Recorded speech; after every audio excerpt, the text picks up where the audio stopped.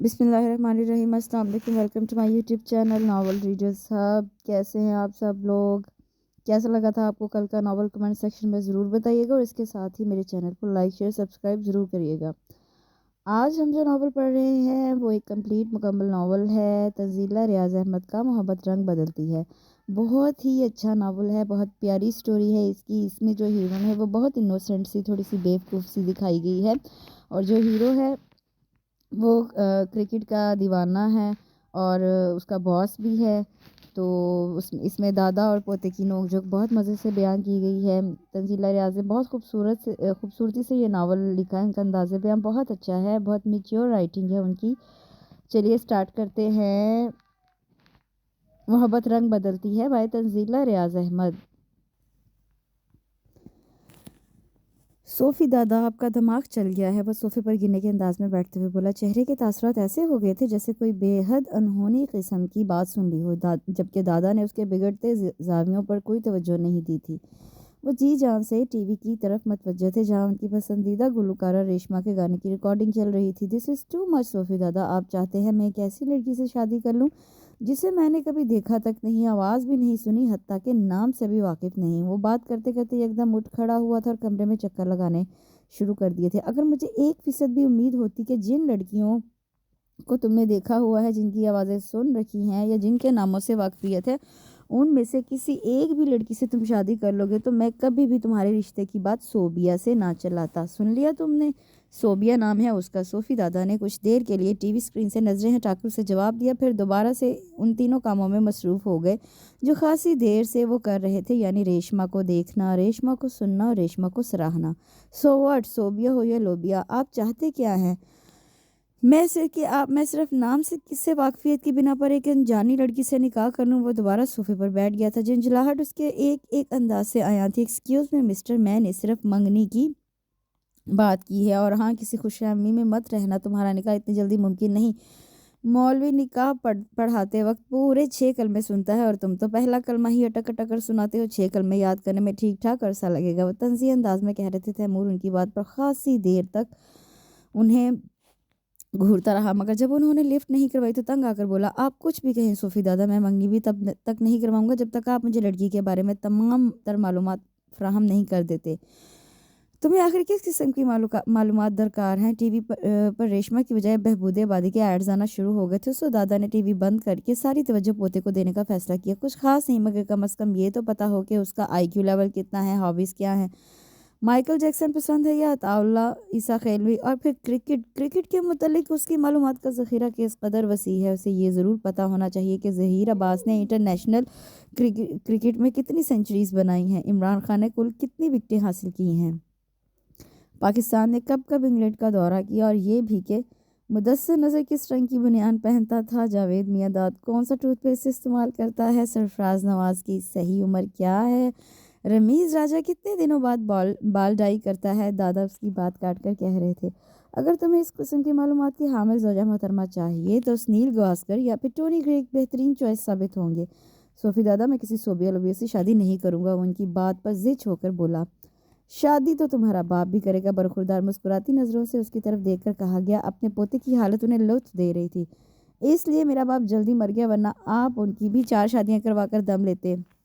शर्म करो, बाप के मुतालिक ऐसा कह रहे हो। शर्म क्यों करूं, शुक्र क्यों ना करूं? बेचारे मेरे माँ बाप दादी समेत जल्दी वफात पा गए। अगर कहीं जिंदा होते तो आपके तो अफेयर्स की ज़बान जदोआम दास्तान सुनकर अब शर्मिंदगी से मर जाते। देखो देखो पोते, तुम हद से बढ़ रहे हो। फ़ौरन अपने अल्फाज वापस लो। अगर तुमने अपने अल्फाज वापस ना लिए तो वो उसे वार्न कर रहे थे। तो क्या करेंगे आप? इस सोबिया लोबिया से खुद शादी कर लेंगे? मेरी बला से बेशक कर लें। वो अपनी बात मुकम्मल करके जंप लगाकर सोफे के पीछे हो गया। उसे यकीन था कि अब की बार दादा कोई तखरीबी कार्रवाई करेंगे, और इसका अंदाज़ा दुरुस्त साबित हुआ था। उन्होंने सामने बड़ा रिमोट कंट्रोल उसे खींच कर मारा था, जो उसके बाजू पर लगा। वो बिलबिला कर रह गया। आप सोफ़ी दादा, आप नहायत जालिम सोफ़ी दादा हैं, वो बाजू से हिलाते हुए कह रहा था। और तुम तैमूरी पोते, तुम नहायत बदतमीज़ तैमूरी पोते हो। उन्होंने तुर्की बतुर्की जवाब दिया। फिर कोई नया तैमूरी पोता ले आए। तुम भी कोई नया सोफ़ी दादा ले आओ। मुश्किल है, आप जैसा नज़रबाज कहीं नहीं मिलेगा। वो अफसोस से कह रहा था। दादा के तलवों से लगी सर पर फूटी कमीने, तुमने मुझे नज़रबाज कहा तो मैं तुम्हारा खून पी जाऊंगा। उनके चेहरे के तासुरात सचमुच खूनख्वार हो गए थे। پھر تو میں ضرور کہوں گا آپ ہیں ہی نظر باز۔ بیچاری مسز نیازی نے آپ کی وجہ سے محلہ چھوڑ دیا، آنٹی کرن نے ہمارے یہاں آنا جانا کم کر دیا، اور یہ صوفی دادا نے اس کی بات مکمل ہونے سے پہلے ہی کشن کھینچ کر مارا تھا، جو جواب میں اس سے 2 کشنز مارے۔ اس کے بعد عام دنگل شروع ہوا۔ کشن ایک دوسرے پر یکے بعد دیگرے برسانے اور بچاؤ کے مختلف طریقے اختیار کرنے میں کمرے کی حالت بگڑنا شروع ہو گئی تھی۔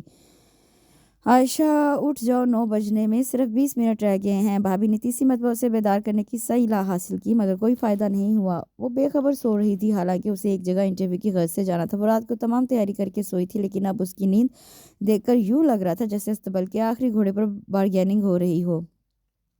بھابھی کی چوتھی آواز پر وہ ذرا سا کسمسائی اور دوبارہ سو گئی۔ 5ویں آواز پر پوری آنکھیں کھول کر دیکھا، جماہلی اٹھنے کا ہندیہ دیا اور پھر کروٹ بدل کر سو گئی۔ چھٹی آواز پر کی نوبت ہی نہیں آئی۔ بھابھی غصے سے دھاڑ سے دروازہ بند کر کے کمرے سے باہر نکل گئی۔ ان کا 6 ماہ کا عثمان، جو ساتھ والے کمرے میں محو استراحت تھا، بیدار ہو کر رونے لگا۔ جو کام بھابھی کی آواز نہ کر سکی وہ عثمان کی آواز نے کیا تھا۔ عائشہ ایک دم اٹھ بیٹھی اور پھر جب گھڑی پر نظر پڑی تو باتھ روم کی طرف دوڑ لگا دی۔ ٹھیک 9:10 پر وہ وین کے انتظار میں سٹاپ پر کھڑی تھی۔ پلیز اسفر، مان جاؤ نا، یقین کرو یار، کسی کو بھی نہیں پتہ چلے گا۔ تیمور نے ایک دفعہ پھر اپنے جگری یار کی طرف منت بھرے انداز میں دیکھتے ہوئے کہا۔ کیسے مان جاؤں؟ تو جانتا ہے میں مارکیٹنگ کے متعلق کچھ نہیں جانتا۔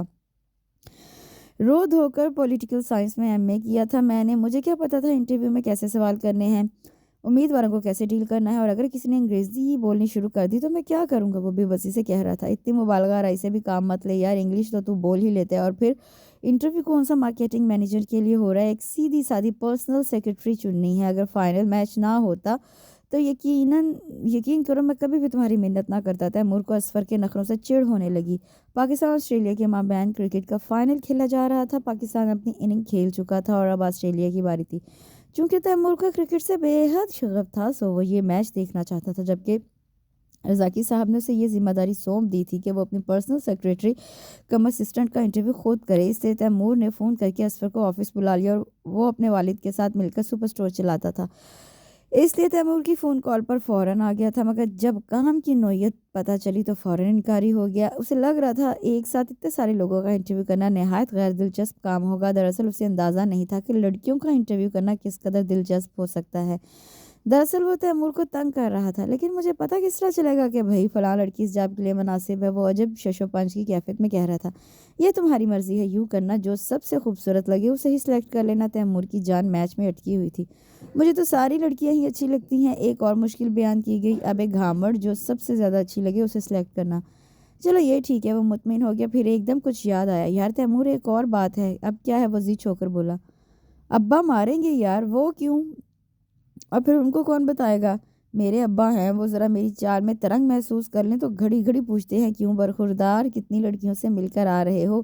وہ خاصی مبالغہ آرائی سے کام لے رہا تھا۔ اب جا کر تیمور کو سمجھ میں آیا کہ وہ اصل میں اسے چڑھانا چاہ رہا ہے، ورنہ لڑکیوں سے اتنی عدم دلچسپی تو اسے کبھی بھی نہیں رہی تھی۔ ہاں یہ تو تم ٹھیک کہتے ہو، اچھا پھر تم چلے جاؤ، میں خود ہی کر لوں گا انٹرویو۔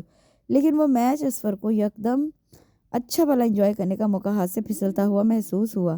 گولی مارو میچ کو یار، انٹرویو بھی تو ضروری ہے، تیمور اطمینان سے کہہ رہا تھا۔ اس کے ہاتھ تو ٹرمپ کا کارڈ لگا تھا۔ نہیں یار، تم دیکھ لو، میچ اتنا بے مروت تو نہیں ہوں میں، میرا دوست ذرا سا کام کہے اور میں وہ بھی نہ کر سکوں۔ اب منت کی باری اسفر کی تھی۔ تیمور بحث کو لمبی کر سکتا تھا، مگر گھڑی کی طرف دیکھ کر ارادہ طے کر دیا۔ پاکستان کی ٹیم آسٹریلیا کے دورے پر تھی اور یہ میچز صبح کے وقت وہاں سے براہ راست نشر کیے جا رہے تھے، اس لیے بھی ٹائمنگ کا کچھ پرابلم ہوتا۔ چونکہ اسفر کو کرکٹ سے دلچسپی نہیں تھی، اس لیے وہ تیمور کی مدد کر سکتا تھا۔ چیدہ باتیں اس کے گوش گزار کرنے کے بعد تیمور چپ چاپ آفس سے نکل گیا۔ آپ کا نام؟ کروفر سے پوچھا گیا۔ سچ مچ اس نے آج بہت انجوائے کیا۔ ایک سے ایک چلاک لڑکی بھی اسے اپنا باس سمجھتے ہوئے بھیگی بلی بنی بیٹھی تھی۔ لاتعداد الٹے سیدھے سوالات کر کے اس سے لڑکیوں کو زج کرنے کی ہر ممکن کوشش کی تھی۔ میں نے آپ کا نام پوچھا ہے مس۔ اپنے سامنے بیٹھی قدرے بونگی سی لڑکی کی طرف دیکھتے ہوئے اس نے ایک مرتبہ پھر سوال دہرایا۔ عائشہ سر۔ اس نے اپنی ناک پر پھسلتی اینک کو دوبارہ ناک پر جما کر کہا۔ عائشہ سر۔ کچھ عجیب سا نہیں ہے؟ عائشہ سر نہیں سر، عائشہ نیازی۔ وہ بیچاری گڑبڑا سی گئی۔ اچھا یہ بتائیں آپ نے بھی یہ 3 سالوں میں کیوں کیا؟ وہ مزے سے اس کو گھورتے ہوئے پوچھ رہا تھا۔ اس کی گھوری نے بیچاری عائشہ کو مزید کنفیوز کر دیا۔ میں فیل ہو گئی تھی سر۔ سچ؟ یہ تو بہت خوشی کی بات ہے، میں بھی بی اے میں فیل ہو گیا تھا۔ وہ بے طرح خوش ہوا۔ وہ شرمندہ سی چپکی بیٹھی رہی۔ فلمیں دیکھتی ہیں؟ جی سر، کبھی کبھی دیکھ لیتی ہوں، یہ عائشہ کا پسندیدہ موضوع تھا۔ ویری نائس ویری نائس، کس قسم کی فلمیں دیکھتی ہیں؟ تفریحی قسم کی یا پھر کامیڈی ٹریجک موویز؟ مجھے اچھی نہیں لگتی، وہ پرجوش ہو کر بولی۔ جیرا بلیڈ دیکھی ہے آپ نے؟ جی سر۔ نہیں سر، عائشہ کو فلم کا نام سن کر حیرت ہوئی۔ مولا جٹ دیکھی؟ نو سر۔ سلطانہ ڈاکو؟ نو سر۔ عائشہ کو افسوس ہو رہا تھا کہ عباس کی بتائی گئی فلمیں اس نے نہیں دیکھ رکھی۔ ہنٹر والی تو ضرور دیکھی ہوگی آپ نے، اسور نے چیئر کی پشت سے کمر ٹکا کر کہا۔ آئی ایم سوری سر، میں نے ان میں سے کوئی فلم بھی نہیں دیکھ رکھی، لیکن اگر آپ مجھے یہ جاب دے دیں گے تو میں یہ فلمیں ضرور دیکھ لوں گی۔ وہ رونی صورت بنا کر کہہ رہی تھی، اسے یقین ہو گیا تھا کہ یہ جاب اس کے مقدر میں نہیں۔ جاب کی تو آپ فکر نہ کریں عائشہ، وہ تو آپ کو ہی ملے گی، لیکن وعدہ کریں ایک ہفتے کے اندر اندر یہ تمام فلمیں دیکھ لیں گی۔ وہ اسے تسلی دے رہا تھا اور اندر ہی اندر ہنسی کو روکنے کی کوشش کر رہا تھا۔ انشاءاللہ سر، آپ فکر مند نہ ہو۔ اب کی بار اسور اپنی ہنسی کو روک نہیں پایا تھا۔ عائشہ ناسمجھی کے عالم میں اس کی طرف دیکھ کر رہ گئی۔ آپ ہنس کیوں رہے ہیں سر؟ آخر پوچھ ہی لیا، یوں ہی بے وجہ۔ آپ یہ بتائیں آج کل میک اپ کا کیا ٹرینڈ چل رہا ہے؟ میں میک اپ نہیں کرتی سر، وہ سر جھکا کر کہہ رہی تھی۔ اسے بھابھی پر بے حد غصہ آیا، جنہوں نے اسے میک اپ کے نام پر لپسٹک بھی نہیں لگانے دی تھی۔ کیوں؟ وہ اس کے دھلے دھلائی چہرے کی طرف غور سے دیکھتا پوچھ رہا تھا۔ بھابھی نہیں کرنے دیتی، وہ چیزیں سچ بولنے پر مجبور کر سکتی ہیں، ایک معصومیت، دوسرا خوف، وہ دونوں چیزوں کے زیر اثر تھی، سو سچ بول گئی۔ کیوں؟ وہ کہتی ہیں کہ ان میرڈ لڑکیاں میک اپ نہیں کرتی۔ جھکی نظروں کے ساتھ جواب دیتی وہ اس وقت اسور کو بے حد معصوم لگی، مگر دل شرارت سے باز نہیں آیا۔ ہائے، یعنی کہ آپ ان میرڈ ہیں؟ پوری کی پوری آنکھیں پھیلا کر حیرانگی سے دریافت کیا۔ صاف محسوس ہو رہا تھا کہ ڈرامہ کر رہا ہے، مگر عائشہ اتنی بدھو تھی کہ سمجھ ہی نہیں پائی اور پریشان ہو کر بولی، جی سر، مائی گاڈ، شکر ہے آپ نے بتا دی۔ اگر میں آپ کو جاب دے دے تو یقیناً مجھ پر بھی دھوکہ دہی کا الزام لگ جاتا۔ آپ جانتی ہیں اس جاب کے لیے میرڈ ہونا لازمی شرط ہے۔ وہ جھوٹ پر جھوٹ بول رہا تھا۔ اب کیا ہوگا سر؟ وہ ہنسی ہوگی۔ بھابھی کے تانا دینے پر کیا تو آئی تھی کہ اپائنٹمنٹ لیٹر لے کر گھر میں گھسے گی، مگر اب یہ دنیا کا مشکل ترین کام لگ رہا تھا۔ ان کے گھر میں روپے پیسے کی کمی نہیں تھی، اس کا بھائی ایک بہت اچھی پوسٹ پر کام کر رہا تھا۔ دراصل بھابھی کو اس کا بونگا پن بے حد کھٹکتا تھا اور وہ چاہتی تھی کہ ان کی نند دنیا کی چالاکیوں کا مقابلہ کرنے کے لیے خود کو بھی چالاکی اور یاری کے ہتھیاروں سے مسلح کرے، اس لیے باتوں باتوں میں وہ اسے جاب کرنے کے لیے اکساتی رہتی تھی۔ مجھے نوکری کی اشد ضرورت ہے سر، وہ مجبور و بے بس لہجے میں بولی۔ آپ ایک ہفتے میں شادی کر سکتی ہیں؟ ایک اور چٹکلا چھوڑا گیا۔ نو سر، یہ تو بہت تھوڑا ٹائم ہے، وہ ہکلائی۔ آپ کے خیالوں میں کتنا ٹائم لگ جائے گا؟ 7 دن ٹھیک رہیں گے؟ ہاں 7 دن مناسب ہیں۔ وہ اتنی بیوقوف تھی کہ اسور کی بات سمجھ ہی نہیں پائی۔ اوکے، پھر 7 دن بعد آپ اسی جگہ آ جائیے گا، آپ کو اپائنٹمنٹ لیٹر مل جائے گا۔ آپ سچ کہہ رہے ہیں نا؟ وہ بے یقین تھی۔ میں آپ کو شکل سے جھوٹا لگتا ہوں؟ وہ مصنوعی غصے سے بولا۔ نو سر، عائشہ ایک دفعہ پھر گڑبڑا سی گئی۔ اب آپ جائیے اور ایک ہفتے بعد تشریف لائیے گا۔ عجیب بے نیازی سے کہا گیا۔ عائشہ خوش باش باہر چلی گئی، جیسے کوئی مارکا مارا ہو۔ اس کے باہر نکلتے ہی اسور نے ہنسنا شروع کر دیا۔ دیکھیے پلیز، آپ سمجھنے کی کوشش کریں، یہ چندہ ہم اپنے لیے نہیں مانگ رہے، بلکہ یہ چندہ غریب معذور افراد کی فلاح و بہبود کے لیے خرچ کیا جائے گا۔ ثواب کا کام ہے، آپ کو تو چاہیے دل کھول کر احتیاط دیں۔ وہ لڑکی شکل سے ہی پر اعتماد لگ رہی تھی، پھر اس کے لہجے نے بھی تصدیق کر دی کہ وہ پیشہ ور مانگنے والی ہے۔ تیمور نے رخ موڑ کر اس کی طرف دیکھا تھا۔ خاصی کیوٹ سی لڑکی تھی، بالوں کو بینڈ میں جکڑے، یونیفارم میں ملبوس۔ وہ بظاہر کوئی کیمپین چلاتی ہی لگ رہی تھی۔ تیمور بخوبی واقف تھا اس قسم کے طالب علم چندہ کس غرض سے جمع کرتے۔ اپنی اسٹوڈنٹ لائف میں وہ اسور کے ساتھ مل کر خود بھی اکثر لوگوں کو بیوقوف بنا کر چیریٹی کے نام پر رقم اکٹھی کرتا تھا، پھر سب دوست مل کر یہ رقم بندو خاں ہوٹل کی فلاح و بہبود پر خرچ کیا کرتے تھے۔ بی بی، میں نے آپ کو پہلے بھی کہا ہے کہ مجھے معذور افراد سے کوئی ہمدردی نہیں، برائے مہربانی آپ کہیں اور سے امداد طلب کریں، دکاندار خاصے جنے برے انداز میں کہہ رہا تھا۔ لڑکی نے ایک دفعہ پھر گھگیا کر کچھ کہنے کی کوشش کی، مگر دکاندار کے عدم تعاون پر وہ منہ بناتی اور کچھ بڑبڑاتی ہوئی آگے بڑھ گئی۔ دکاندار تیمور سے کہہ رہا تھا، کیا بتاؤں بھائی صاحب، کیمپس ایریا میں دکان کھولنے کا یہی نقصان ہے، ہر وقت کوئی نہ کوئی ہاتھ پھیلائے کھڑا رہتا ہے۔ بھائی صاحب نے جواب میں سر ہلانے پر اکتفا کیا۔ ویسے بھی وہ خاصا تپا ہوا تھا۔ آسٹریلیا نے پاکستان کو بہت بری طرح شکست دی تھی، ہمیشہ کی طرح۔ تیمور کو سب سے زیادہ غصہ اپنے آپ پر آ رہا تھا کہ کیوں ضروری کام چھوڑ کر ٹی وی کے آگے بیٹھا رہا۔ اپنے غصے کو کنٹرول کرنے کے لیے اس نے گھر سے آفس جاتے ہوئے راستے میں گاڑی روک کر سگریٹ طلب کی تھی۔ سگریٹ پینے کے بعد اس نے والیٹ سے 5 روپے نکالے اور کاؤنٹر پر رکھ کر آگے بڑھ گیا۔ وہی لڑکی اب ایک اور دکاندار کے پاس ہاتھ پھیلائی کھڑی تھی۔ تیمور نے رک کر اس کی مدد کرنے کی کوئی کوشش نہیں کی۔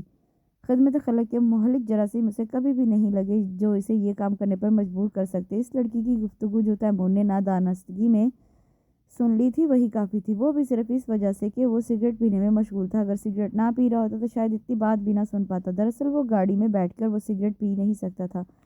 صوفی دادا خطرناک قسم کی اسمیل کانشیس انسان تھے، انہیں فوراً پتہ چل جاتا تھا کہ تیمور نے اسموکنگ کی ہے۔ پھر وہ اسے روکتے ٹوکتے نہیں تھے، بس خود بھی اسموکنگ شروع کر دیتے تھے اور نہایت دھڑلے سے کرتے، جبکہ ڈاکٹر نے انہیں سگریٹ پینے کو سختی سے منع کیا تھا۔ تیمور نے گاڑی کے پاس آ کر ایک دفعہ پھر والیٹ کھولا تھا، پھر اس میں رکھی ببل گم نکال کر منہ میں ڈالی تھی۔ 2-3 مرتبہ اس کو اچھی طرح چبانے کے بعد اس نے منہ کے آگے ہاتھ رکھ کر سانس باہر نکال کر تسلی کی تھی، پھر ببل کو خوب چبا چبا کر بڑا سا ببل بنایا تھا۔ اس کے بعد اس نے ہوا کے زور سے ببل باہر پھینک دی۔ ٹشو پیپر سے منہ صاف کر کے گویا حفاظتی اقدام مکمل کیے گئے تھے۔ ایکسکیوز می سر، چیریٹی کے نام پر کچھ مدد کریں پلیز۔ وہ گاڑی میں بیٹھنے ہی لگا تھا جب پیچھے سے آواز آئی۔ وہ ٹھٹک کر مڑا اور پھر درشتگی سے سوری کہا۔ پلیز سر، ایک اچھے کاز کے لیے، انسانی ہمدردی کے لیے دل بڑا کیجیے۔ دل بڑا ہو جائے تو انسان بیمار پڑ جاتا ہے۔ محاورتاً کہہ رہی ہوں سر، اللہ نے آپ کو اتنا دیا ہے، گاڑی ہے آپ کے پاس، موبائل بھی ہے، محتاجوں کی مدد کیجیے، اللہ آپ کی مدد کرے گا۔ اس لڑکی نے ایک ہی نظر میں تیمور کی شخصیت کو بھی تول لیا تھا اور گاڑی کے اندر پڑا موبائل بھی دیکھ لیا تھا۔ ٹھیک ہے، میرے پاس گاڑی ہے، موبائل ہے، مگر حق حلال کی کمائی سے خریدا گیا ہے۔ میں نے اس مقصد کے لیے نہیں رکھے کہ ہر ایرا غیرہ مجھے ان چیزوں کا احساس دلا کر مجھ سے چیریٹی کے نام پر رقم بٹور سکے۔ تب اسے میچ ہارنے کی چڑھی ہوئی تھی، نشانہ بیچاری لڑکی بن گئی۔ اتنا روڈلی بات مت کریں، اگر خدا نے دے رکھا ہے تو اس پر مغرور ہونے کی بجائے شکر ادا کریں۔ اب کی بار لڑکی کا لہجہ بھی سخت ہو گیا تھا۔ خدا کا شکر ادا کرنے کے لیے مجھے کسی کی نصیحت کی ضرورت نہیں ہے، برائے مہربانی آپ اپنا مشورہ اپنے پاس رکھیں۔ بدتمیز ڈھیٹ شخص، لڑکی آہستگی سے بڑبڑائی، مگر تیمور کی تیز سماعت سے کچھ مخفی نہ رہ سکا۔ ایکسکیوز می میڈم، بدتمیز اور ڈھیٹ ہوں گی آپ خود؟ جانتا ہوں میں سارے حربے آپ جیسے لوگوں کے، یہاں وہاں سے پیسے اکٹھے کریں گی اور پھر KFC جا کر اڑا دیں گی۔ شرم تو نہیں آتی ہوگی؟ اللہ کے نام پر معذوروں کے نام پر پیسے مانگتے ہوئے پہلے اپنی اصلاح کیجیے، پھر دوسروں کی طرف توجہ دیجیے گا۔ اس سے اپنی بات مکمل کر کے گاڑی کا دروازہ کھولا تھا، پھر اندر بیٹھ کر گاڑی بھگا لے گیا۔ لڑکی کی طرف دوبارہ دیکھنے کی اس سے کوشش بھی نہیں کی تھی۔ آفس پہنچ کر گاڑی پارک کی اور اندر کی جانب چل دیا۔ غصہ پہلے ہی آیا ہوا تھا، بے دھیانی میں سامنے سے آنے والی شخصیت سے ٹکرا گیا۔ Sorry sir, I am sorry. وہ جو کوئی بھی تھی اپنی غلطی نہ ہونے کے باوجود ایکسکیوز کر رہی تھی۔ It's all right. وہ کرٹسی نبھا کر اندر داخل ہوا جہاں اسفر اکیلا بیٹھے جانے کیوں ہنسے چلا جا رہا تھا۔ تمہیں کیا ہوا ہے؟ وہ منہ بنا کر بولا۔ کچھ مت پوچھو یار، اسفر ہنسی روک کر بولا۔ اچھا نہیں پوچھتا۔ وہ کرسی پر بیٹھ گیا۔ لیکن تمہیں کیوں اتنا غصہ آ رہا ہے؟ اسفر نے اس کے موڈ کے پیش نظر سنجیدگی سے پوچھا، پھر یکدم میچ کی بات یاد آئی تو بولا، اس دفعہ ہم سے جیت گئے یا ہمیں ہرا دیا؟ ہم ہی ہار گئے یار، وہ پشمردہ لہجے میں بولا۔ اوہ تو یہ بات ہے؟ اندر ہی اندر اسفر کو گدگدی ہوئی۔ نہیں، ایک اور بات بھی ہے۔ وہ کیا بات ہے؟ اسفر نے اس کے چہرے کی طرف دیکھا۔ بس یار پتہ نہیں کبھی کبھی مجھے کیا ہو جاتا ہے، ہر ایک کے ساتھ بدتمیزی کر بیٹھتا ہے۔ اس سے گہری سانس بھری۔ مجھ سے پاکستان کی ہار برداشت نہیں ہوتی، مگر صرف کرکٹ میں۔ اسفر نے ٹانگ اڑا کر درستگی کرنا مناسب سمجھا۔ میرا بھی یہی مطلب تھا۔ اچھا مگر ہوا کیا ہے یار؟ وہ بیچاری لڑکی، تیمور اسے تفصیل بتانے لگا۔ اس کی بات کو غور سے سننے میں اسفر بھول ہی گیا کہ اسے بھی ایک بیچاری لڑکی کی بات کرنی تھی۔ مان لے صوفی دادا، ذہانت میں آپ اپنے پوتے کا مقابلہ نہیں کر سکتے۔ وہ کافی پھینٹتے ہوئے مزے سے کہہ رہا تھا۔ صوفی دادا کو چڑھانے میں کافی مزہ آ رہا تھا۔ وہ بہت بری طرح سے شطرنج کی بازی میں مات کھا گئے تھے۔ اس سے پہلے ہمیشہ تیمور شکست کھاتا آیا تھا، اس لیے آج کی کامیابی سے بے حد مسرور کر رہی تھی۔ وہ یہ نہیں جانتا تھا کہ اس کے دادا جان بوجھ کر ہارے ہیں۔ کل پاکستان کی ناکامی کے بعد جانے کیوں تیمور کا موڈ بہت خراب تھا۔ اگرچہ اکثر اوقات کرکٹ میں پاکستان کی ناکامی پر وہ منہ پھلا کر بیٹھ جایا کرتا تھا، مگر کل موڈ کچھ زیادہ ہی خراب تھا۔ دادا اپنے 27 سالہ پوتے کے مزاج سے بخوبی واقف تھے، اس لیے وہ زبردستی اس کے ساتھ شطرنج کی بازی لگا کر بیٹھ گئے تھے، اور پھر کھیل کے دوران باتوں میں انہوں نے اس سے سب کچھ اگلوا لیا تھا۔ نہ صرف اگلوا لیا بلکہ اس کے مزاج کو اعتدال پر بھی لے آئے تھے۔ انہیں اپنے پوتے سے بہت محبت تھی، اگرچہ اس بات کا اظہار انہوں نے کبھی الفاظ کے ذریعے نہیں کیا تھا، اور اکثر و بیشتر وہ تیمور کو یہ باور کراتے رہتے تھے کہ تمہاری وجہ سے میں نے اپنی زندگی کی قیمتی سال ضائع کر دی، اپنی ساری جوانی تم پر نچھاور کر دی، وغیرہ وغیرہ۔ لیکن یہ بھی ایک حقیقت تھی کہ تیمور ان کے لیے سانبری جادوگر کے طوطے کی طرح تھا۔ ان کی جان تھی تیمور میں۔ بہت چھوٹا سا تھا وہ جب اس کے ماں باپ یعنی ان کے بیٹا اور بہو ان کی بیوی سمیت مناسک حج کے دوران مینا میں خیموں میں آگ لگنے کے باعث ہلاک ہو گئے تھے۔ صوفی دادا اور تیمور کی جان بچ گئی تھی۔ بہت عرصے تک وہ اس حادثے سے سنبھل نہیں پائے تھے۔ ان کے ذہن میں یہ خیال بیٹھ گیا تھا یہ حادثہ ان کی وجہ سے ہوا ہے۔ وہ ریاض میں ایک امریکن فرم میں ملازمت کرتے تھے۔ 19 سال اس فرم میں خدمات سر انجام دینے کے عوض بونس کے طور پر انہیں اپنی فیملی کو 1 سال کے لیے سعودی عرب بلانے کی اجازت ملی تھی۔ ان کا ایک ہی بیٹا تھا جس کی حال ہی میں شادی ہوئی تھی۔ انہوں نے بیوی، بیٹے اور بہو کو اپنے پاس ریاض بلا لیا۔ تیمور ریاض ہی میں پیدا ہوا تھا۔ ذی الحج کا مبارک مہینہ شروع ہوا تو تیمور کی عمر 2 ماہ تھی۔ انہیں بہت خوشی تھی اس بات کی کہ ان کا پوتا اس ننھی سی عمر میں حج کر لے گا، اور حج بھی عام حج نہیں بلکہ حج اکبر۔ لیکن ان کے وہم و گمان میں بھی نہیں تھا کہ آنے والے دن ان کے لیے کس قسم کی بربادی کا سامان کرنے والے ہیں۔ وہی ہوا تھا جو قسمت میں درج تھا، اور قسمت وہم و گمان سے ماورا ہوا کرتی ہے۔ وہ تیمور کو لے کر پاکستان آ گئے تھے۔ ٹھیک ٹھاک آبائی زمین تھی۔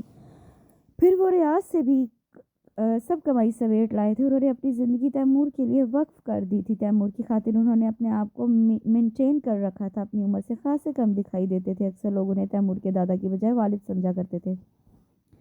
صحت بھی قابل رشک تھی، اور وہ خوراک اور مارننگ واک کے ذریعے اس کی درازی عمر کے لیے ہمیشہ کوشاں بھی رہتے تھے۔ انہوں نے کتاب عزیز سے پرانے تمام ابواب نکال کر پھاڑ دیے تھے۔ خواہ ماضی کو یاد رکھنے کی بجائے وہ اپنے حال میں خوش رہتے تھے، اور یہی سبق انہوں نے پوتے کو دیا تھا۔ تیمور کی تربیت انہوں نے بے حد شاندار خطوط پر کی تھی، اچھی تعلیم دلائی تھی۔ اب وہ اپنی مرضی سے ایک ملٹی نیشنل کمپنی میں جاب کر رہا تھا۔ حالانکہ صوفی دادا نے اسے اپنے ذاتی کاروبار کے لیے سرمایہ کی آفر کی تھی، مگر فی الحال وہ اس پر تیار نہیں تھا۔ وہ اس کے لیے اصرار بھی نہیں کرتے تھے۔ اصرار وہ صرف اس بات پر کرتے تھے کہ تیمور کو اب شادی کر لینی چاہیے۔ وہ اکثر اسے چھیڑا کرتے کہ شادی کر لو، برخودار 1-1.5 سال مزید گزر گیا تو تم بڈھے کو کسی نے اپنی بیٹی نہیں دینی۔ لیکن تیمور ابھی اپنی ذمہ داریوں کا یہ تو گلے میں ڈالنے کو تیار نہیں تھا۔ اسے کوئی لڑکی پسند ہی نہیں آتی تھی۔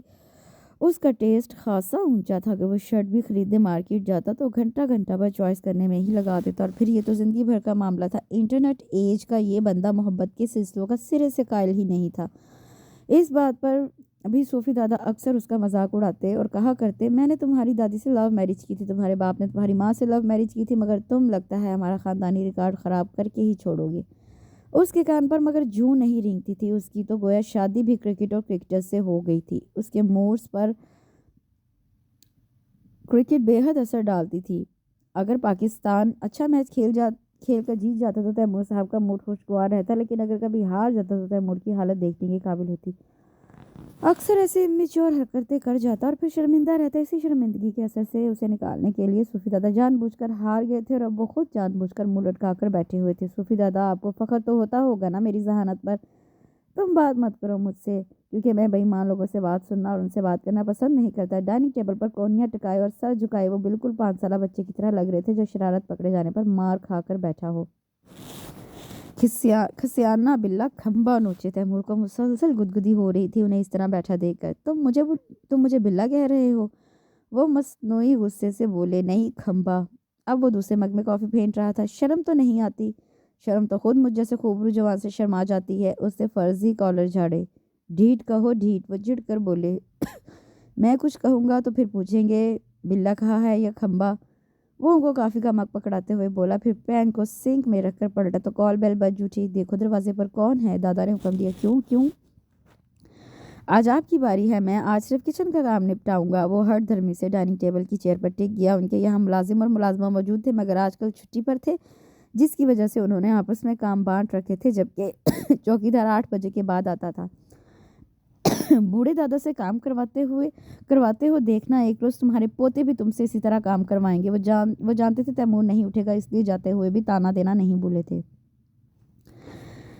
میں آپ کی طرح سست نہیں ہوں، انشاءاللہ ان کے کہنے سے پہلے ہی کام کر لیا کروں گا۔ وہ بھی انہی کا پوتا تھا، خاموش کیسے رہتا؟ دادا منہ بناتے باہر نکل گئے اور کچھ دیر بعد واپس آئے تو منہ مزید پھولا ہوا تھا۔ خواہ گیا، وہ تمہارا پوچھ رہا تھا۔ میرا پوچھ رہا ہے؟ کون ہے؟ تیمور نے کافی کے بڑے بڑے گھونٹ بھرنے شروع کر دیے۔ ویڈیو سینٹر والا اس کے لیے 92 کے ورلڈ کپ کی ریکارڈنگ لے کر آنے والا تھا۔ گندے سے حلیے میں ہے، لگتا ہے کبھی منہ نہیں دھویا۔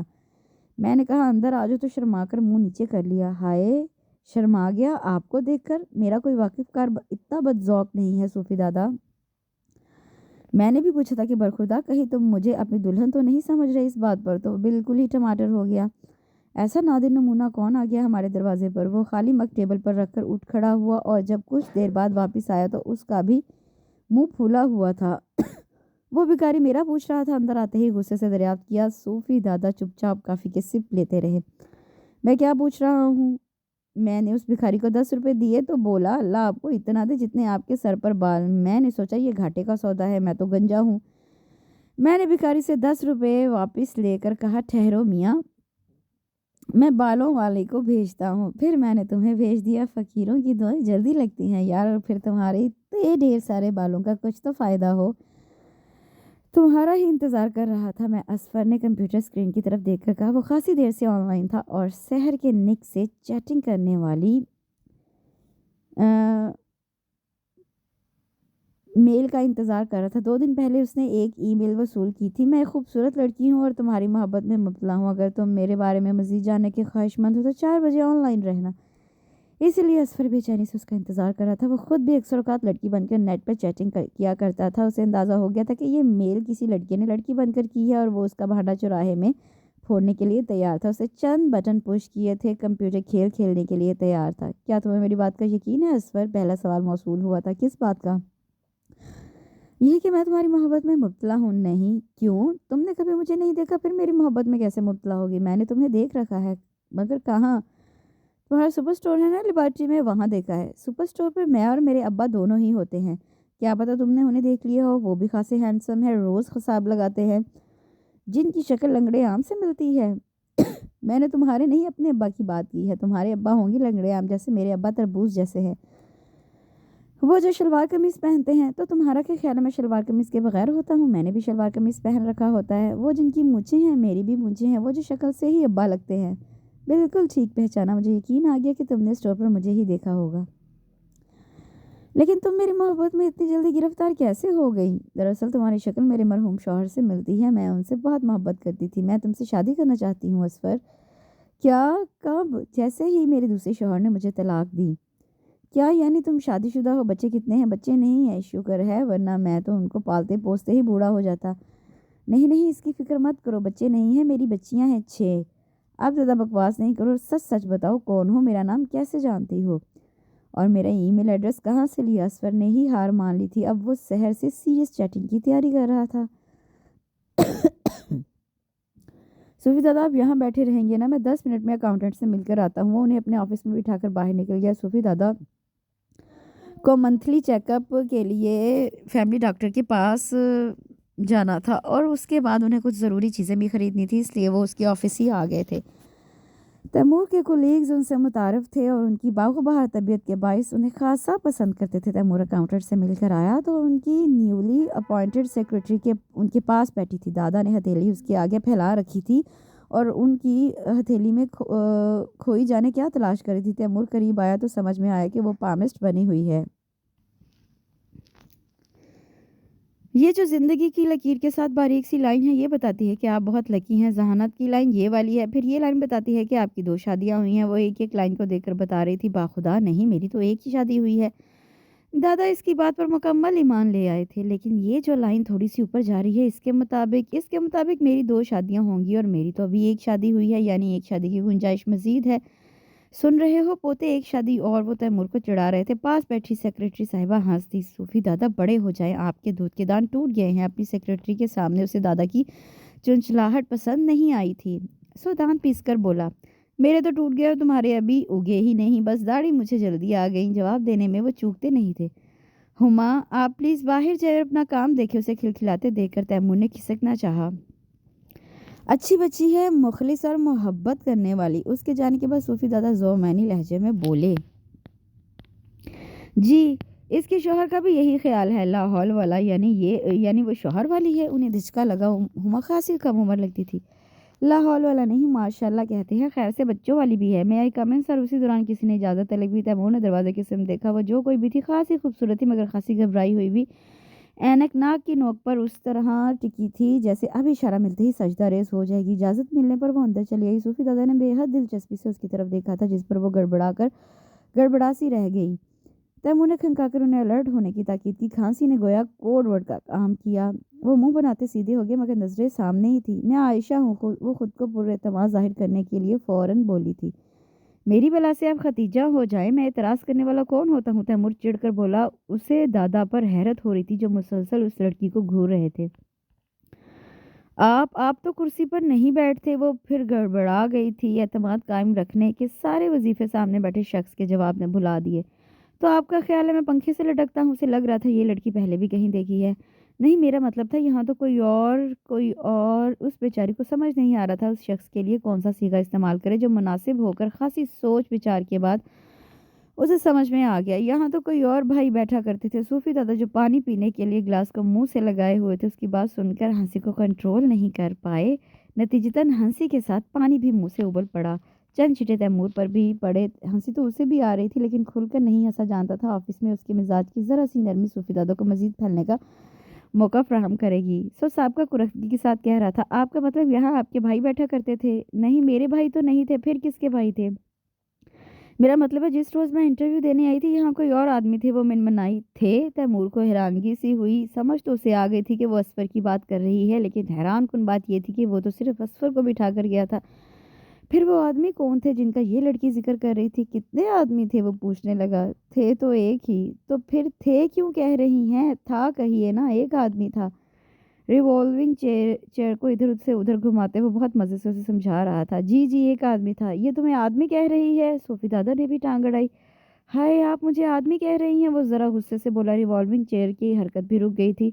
नहीं, आपको तो नहीं कह रही, वो तो कोई और था। वो अपनी अजली गड़बड़ाहट का शिकार हो चुकी थी। यानी आप असफर को आदमी कह रही हैं? अगर वो सुन ले तो आपको शूट कर दे। एक 27 साला जवान जहां लड़के को आदमी कहते हुए जरा खौफ नहीं आया आपको? तैमूर फार्म में आ चुका था। सो अब उसे उस लड़की का अपने हवासों में वापस आ जाना बज़ाहिर नामुमकिन था। वो तो सूफी दादा को हुई तरस आ गया। लहजे में मिठास पैदा करके बोले, आयशा बैठ जाओ और इत्मीनान से बात करो। क्या इरादे हैं तुम्हारे? इसके इरादे नेक भी हो सकते हैं। आप बराह मेहरबानी खामोश रहें, उसने घूर कर कहा। वो उनकी रंगीन मिजाजी से खासा खाइफ था। आयशा चुपचाप कुर्सी पर बैठ गई। फरमाइए, किस मकसद के लिए तशरीफ लाना हुआ? अब वो संजीदा किस्म के मुअज़्ज़ज़ ऑफिसर के रूप में था। वो मिस्टर असफर ने मुझे सेक्रेटरी की जॉब के लिए अपॉइंट किया था। अब की बार उसने असफर के नाम के साथ मिस्टर लगाना मुनासिब समझा। आपको? तैमूर को झटका लगा। देखिए बीबी, आपको गलत फहमी हुई है। मिसेस हुमा अरशद को सेक्रेटरी अपॉइंट किया गया है और पिछले 3 दिन से हमारे यहाँ सर्विसेज फ्राहम कर रही हैं। वो समझ गया था मासूम लड़की असफर की चालाकी का निशाना बनी है और साथ ही उसे असफर पर गुस्सा आया जिसने अपने इस कारनामा की तफसीलात उससे मख्फी रखी थी।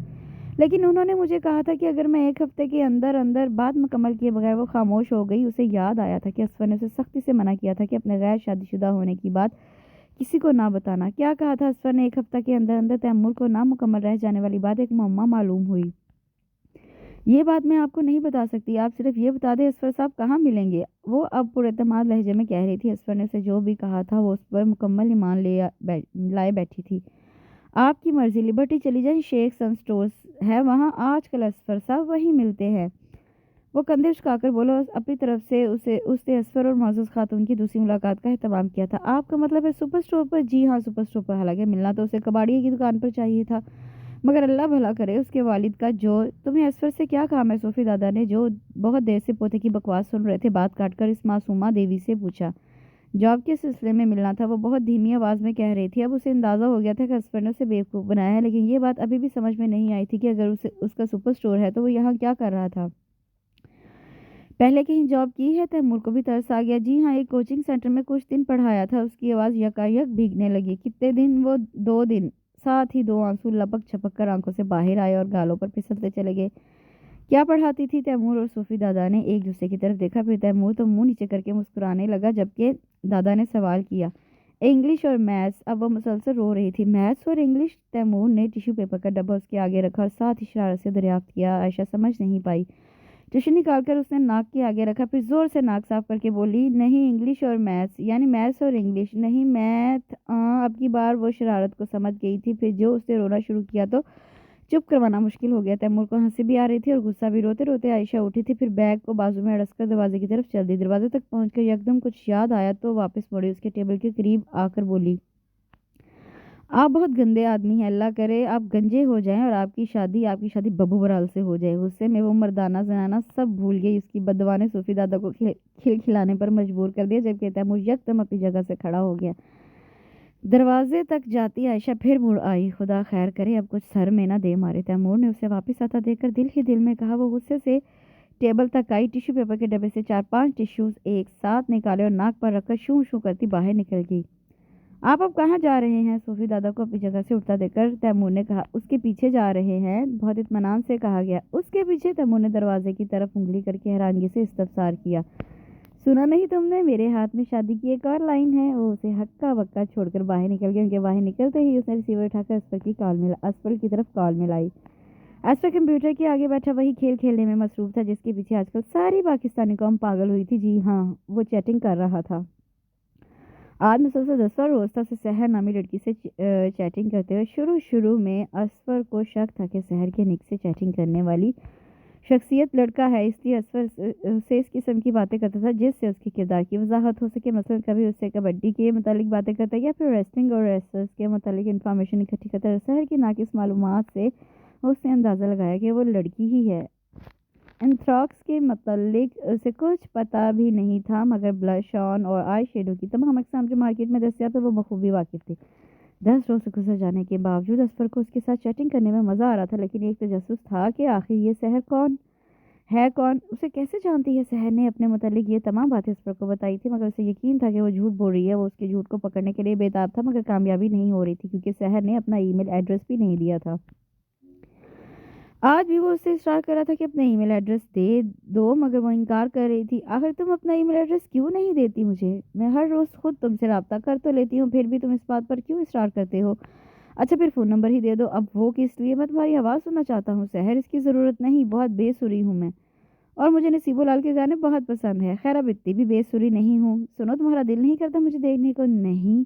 نہیں مگر کیوں؟ کیونکہ میں نے تمہیں دیکھ رکھا ہے۔ کہاں؟ کب؟ بچپن میں دیکھا تھا۔